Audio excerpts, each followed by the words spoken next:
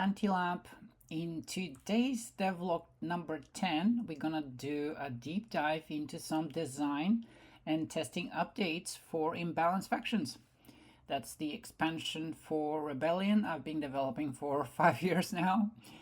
And so let's go to do a simple recap. So Imbalanced Factions is a different way to play the game and additional units as well. So the main component is going to be what is turning out to be so far probably the most over-designed unit sheet in galactic history of board games. But essentially it will have two sides. Side A will work as any normal sheet will, with additional units, and those from the base game, Rise of the Empire, Wider Front Lines, and the 8 new units from this expansion. Side B will feature the same units with the same details, but it will have additional skills to unlock for each unit. And you're going to unlock these skills in most cases using your leader tactical abilities. So a leader with 1 tactical ability can unlock 1 skill. A leader with 3 can unlock all 3, and so on. And apart from the units, we're going to have some action cards which will heavily incentivizing building those specific units. Some updates to the action cards. Of course, each unit comes with its own advanced tactic card. And there will be some other cool hidden stuff when I produce this expansion for myself. And if you want to get involved, there will be files on Board Game Geek for download at some point. And for the miniatures or tokens, those will have to be purchased separately. I will help people pointing them to the correct place online where they can order miniatures when the time comes. So about this video, I'm going to go over some graphical updates. We're going to show some examples how these are reflected in some units. We're going to discuss now the 3 variants. Yes, 3 variants you can play this expansion with. And we're going to show a sneak peek of the testing I've been doing, the AI testing. Okay, let's get started with print clarity. Here, looking at the basic template for each unit, the original graphics or the original colors at the top were a bit darker for me, and so I think it will look better if we lighten everything up a little bit. Of course, there's some higher quality updates as well and some minor changes, but the overall goal is to make everything sharper, easier to see. Next, something I've been starting to call threads, and that's all these icons here on the unit sheets, which we know from like a structure or ability to carry like a transport or being able to be carried as a unit. And so I've decided to code some abilities into such icons for some units, and they will be consistent in terms of location across units. So they won't be just random, but they will always be in the same place. This proved to be a bit challenging, but I hope at least visually right now you kind of like the new icons. They look like the original style.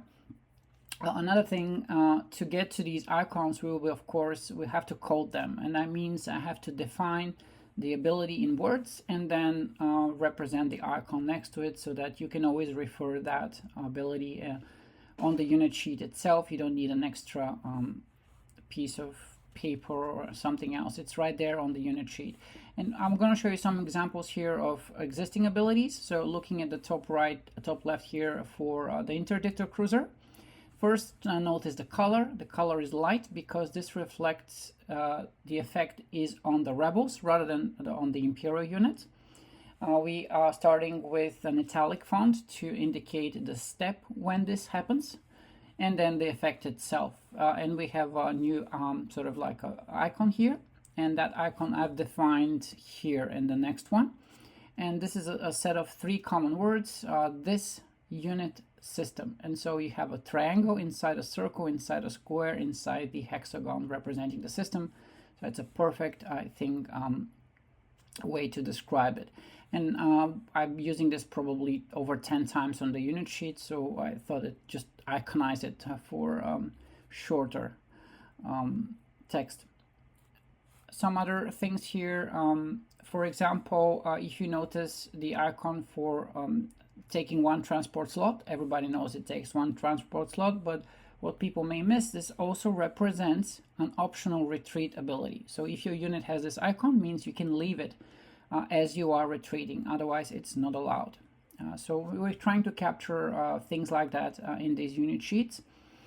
And overall, even with this specific one, which originally took like 4 lines of text, I've been now able to reduce to 3, even find space to include the icons so that whenever you see these icons, you can know immediately what they are. One representing a shield ability for a space station, and the other one representing being able to deploy into this system, even if it's a remote one. Okay, so here's all the icons. And on the left, there's some that never made it. We have the original ones, and the new ones here are on the right.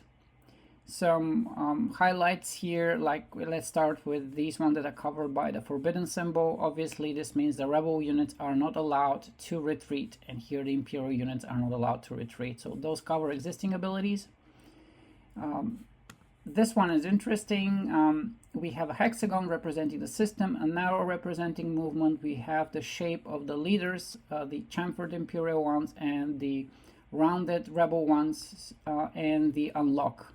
And so what this means is this unit that has the icon is able to ignore the leader system lock, the ability of leaders to prevent units from moving. So they can ignore that. Tractor beam and a lot of cool stuff. Okay, production. Obviously, we are introducing new dial icons, meaning sort of like a more elite unit of the same class. It requires 2 production facilities or a Wookiee built on Kashyyyk, for example.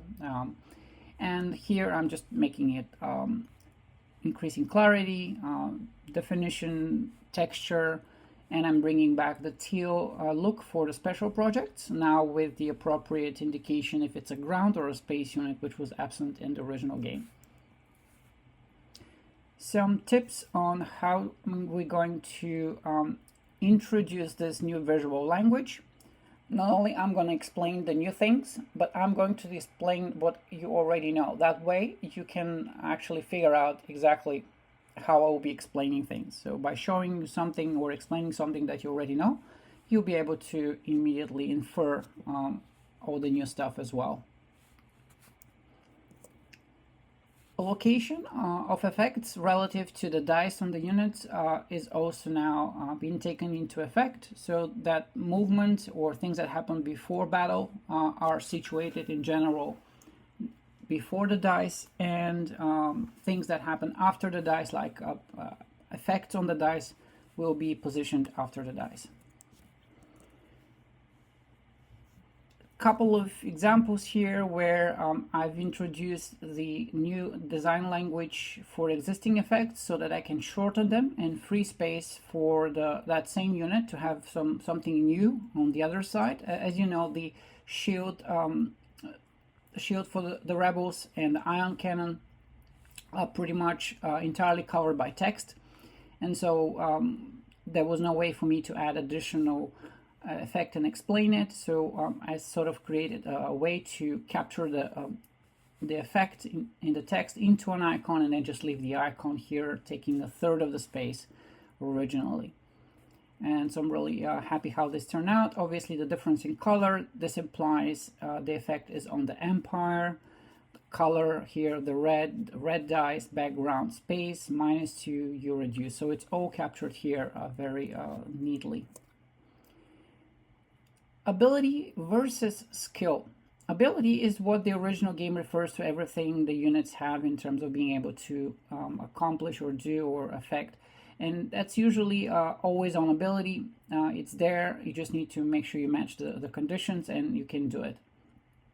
And I'm also adding such abilities for some units, but mostly what the units will receive is what I call a skill. A skill is something that is covered or is in the background as in the space or ground, meaning it can be done in one of those 2 theaters. Doesn't have to be necessarily attached to a unit from that theater, but that's generally the case. It also shows what type of skill you will need to activate it. So, for example, Grand Emperor Throne here with his 1 ground skill can activate one ability in the ground arena, like one ability like this. And this specifically is for the Purge Troopers. So during the focus step or the apply step, you essentially take any two hits, black, red, and then you turn them into one direct hit. Its ability specifically to target the Jedi. Row versus flip. So row is an effect to increase or decrease the number of dice either you or your opponent roll. And so the effect will generally be in the color of the dice itself. So here I've given an example of what will represent the ability to roll an additional whole die if you have 2 units. That's why it says half black or green.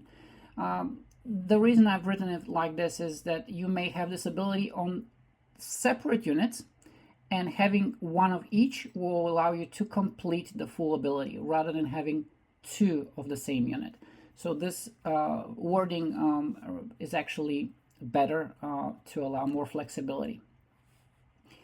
The only exception where the dice will not be colored in the original colors if it refers to the other faction. And here we are showing that the rebel player in their space roll will roll 1 less die, and that's why the color of the background is of the rebels. For flip is a skill that's one of the skills done in the apply step, and it always shows the color of the side it is applied to. So we have here one ability for flipping on the rebel side, we have one ability for the Imperial, and in general, if the rebels have a skill to flip an Imperial die, it will say so. Whereas where you're flipping your own die, it doesn't really need to specify, that's assumed.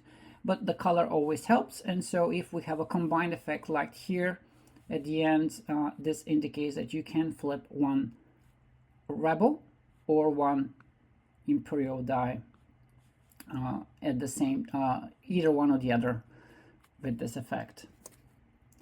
A bit more on the separation or the difference between one ability or the other, or both. So horizontal split clearly indicates both are valid, and so here we have a held value of 2, and that held value is both black and red, meaning that either a black hit or red hit can damage it. Of course, the red hit can damage anything as well.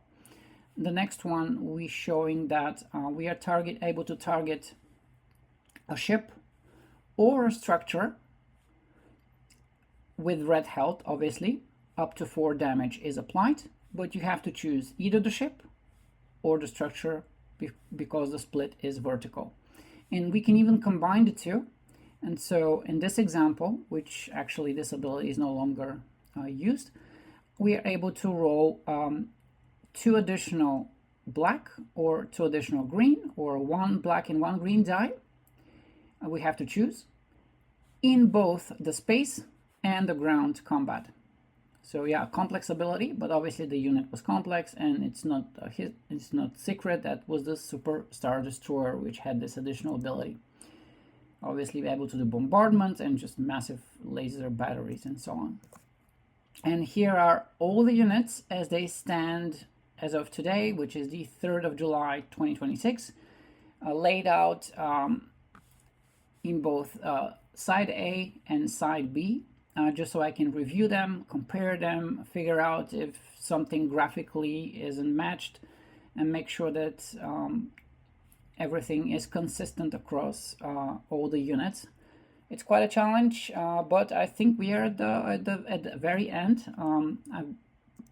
At least that's my opinion, but hopefully I'll be able to show you production representative version in, if not the next video, the next after that, since I'm still doing balancing.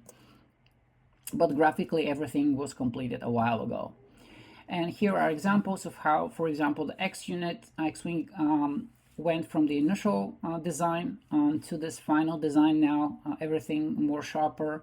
Of course, clear indication how you activate it, clear indication when is the effect happening, and some improvements on the effect as well to make it more tactically relevant, being able to combine different units with the same ability. Shield Bunker is also a good example of not just improvements in graphics, but just being able to shorten the description from four lines to 3.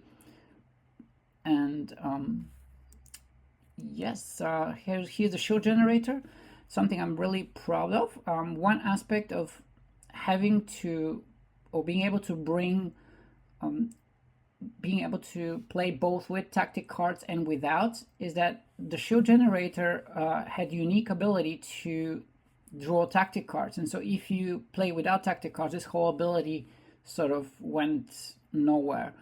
And I've been able to make this so that if you play with it, it will influence on how you're using your new effect. So if you play with it, because this is white, there will be a white line between the two effects. And so you have to choose whether you're flipping one Imperial black die or whether you're flipping one Imperial red die. But if you decide to play without drawing advanced tactic card, then that line is no longer there, and these two can be played together. So the effect becomes more powerful when you renounce your built-in ability, sort of.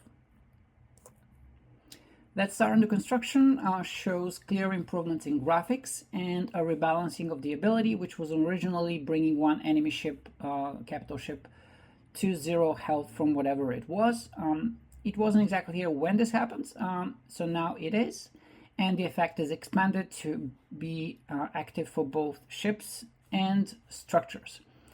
And you're seeing here the shape of the health, and you're seeing the red indicating it has to be a ship, not a fighter. And you have the symbol for the structures, and it reads very clearly: damage deal 3 to 1 capital ship or 1 structure in this unit system. And there we have that icon here that helps a lot. And so you're asking, how can you have a structure in the Death Star under construction system? Yes, if the rebel base is hidden there and it's revealed and it happens to have a building in it, this situation could happen. Battle step.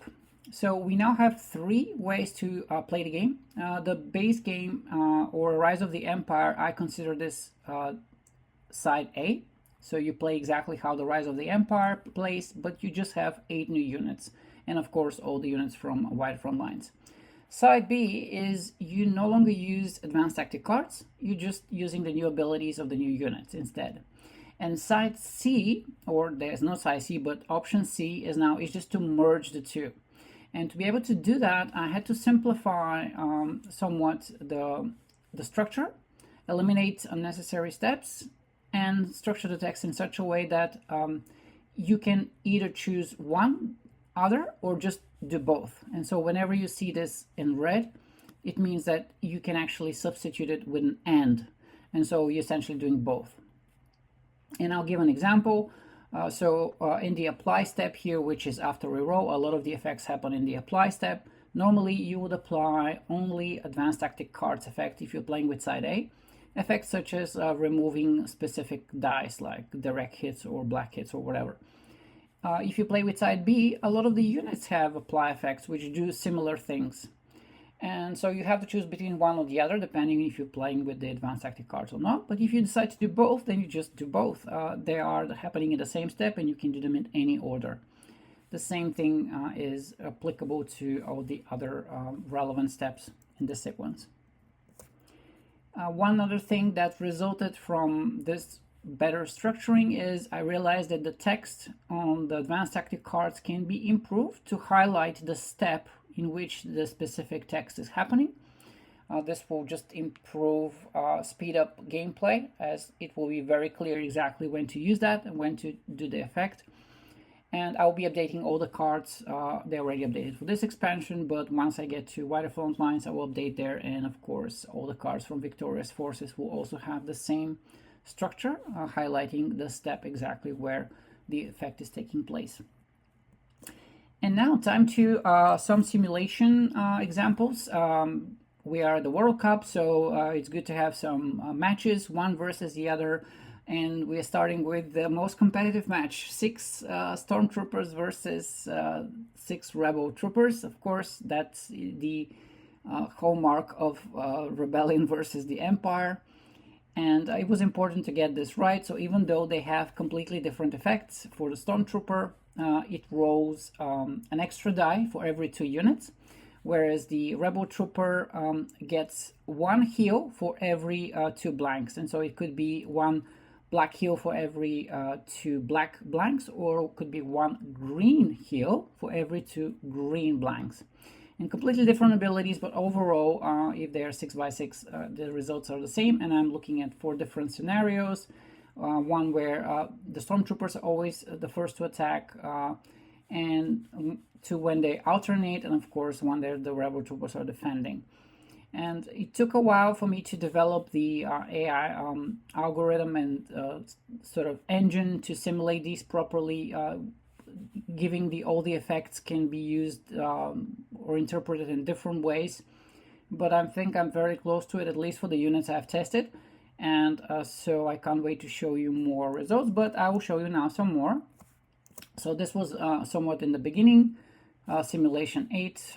Yeah, they were probably up to number 30 now. So 2 AT-ATs versus 3 speeders. The way I sort of balance things out is I figure out I'm giving, it's like a point system.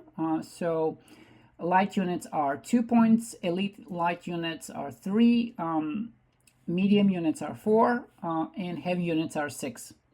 And so 2 AT-ATs come to roughly 12, and 3 airspeeders come to 12 exactly. And so I wanted to give the airspeeders some minor advantage here, but not that much. And so that's why I consider this a fail. 85% chance of winning is just imbalanced. And the reason this was happening is the effect of the airspeeders. You're able to flip your red die or your opponent's red die, either one or the other. It was relevant in all situations, whereas the ability of the AT-AT to target a specific ground structure with to direct damage wasn't applicable, so it wasn't able to defend itself the way we've seen in the movies. And so with the next example, I've reduced the ability of the airspeeder to only be able to flip its own die. And we're getting closer, but I do have to rework the AT-AT ability as well. And so in the next video, I will show you, that will be one of the simulations I will show you in its final format. And yep, that's for us today. The way I will be doing the simulations will be really thematic. I've sort of come up like with a storyline of how technology in the galaxy progressed. So we've included all the ground units there. And yeah, I can't wait to show you that video. So hopefully even this weekend, since pretty much everything is ready, and I can't wait to shoot it. Thank you so much for staying with me. I hope this was informative, entertaining, and in higher quality than usual.